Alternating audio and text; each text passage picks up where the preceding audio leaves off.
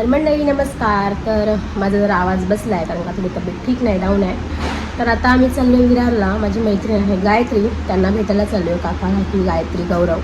So आता त्यांना direct भेटूया तिकडे जाऊन आपण. चला तर.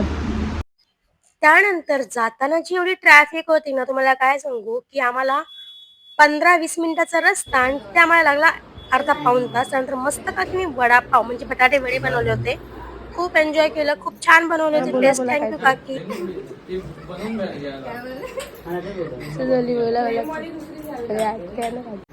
तर पहिले जेव्हा आम्ही तिकडे राहत होतो तेव्हा आम्ही गायत्र्याने आम्ही फिरायला गेलो किंवा आमच्या गप्पा गोष्टी खूप रंगायच्या. तर ते खूप आठवणी आहेत. तर आम्ही कधीतरी असं प्लॅन करून जातो, टाइम भेटेल तसं. आता जॉबमुळे टाइम नाही मिळत, पण जातो आणि खूप सारा एन्जॉय करतो. त्यानंतर येताना ट्रॅफिक होती आणि नंतर आम्ही जसं भाऊला आईस्क्रीम खायला, सो आम्ही आईस्क्रीमसाठी उतरलो.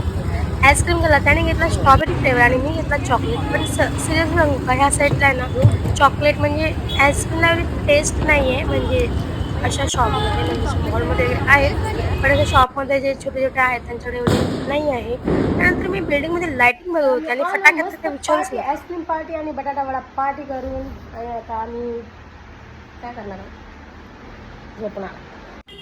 त्यानंतर मला रात्री आहे ना 1:30 वाजता आठवलं की अरे बापरे, मी तर रांगोळीसाठी एवढा मोठा कोन आणलाय आणि मी रांगोळी काढली नाही. मग काय झोप नाही लागलं म्हणून मी काढली आणि मग झोपली.